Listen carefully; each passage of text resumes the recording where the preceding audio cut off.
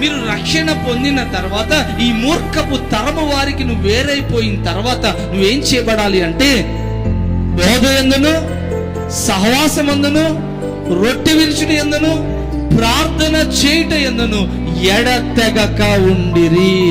ఎవరు ద్వారా రక్షించబడ్డావో వారి బోధ యందు నువ్వేం చేయబడాలి అంటే నమ్మకంగా ఉండాలి. సహవాసమందు, దేవుని మందిరానికి రాకుండా నేను రక్షణ పొందానండి, దేవుని మందిరానికి రాకపోయినా పరిశుద్ధంగా నేను కాపాడబడతానని అసాధ్యం. హల్లెలూయా. దేవుని మందిరానికి రావాలి. నువ్వేం చేయాలంటే బోధ వినాలి, సహవాసముతో కలిసి సహవాసం చేయగలగాలి. హల్లెలూయా.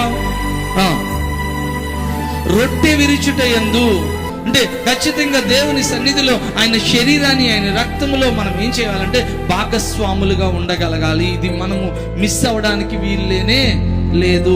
వాస్తవంగా చెప్పాలంటే ప్రతి ఆదివారం ఖచ్చితంగా తీసుకోవాల్సిందే. ఈ దినం తీసుకున్న మంచిదే.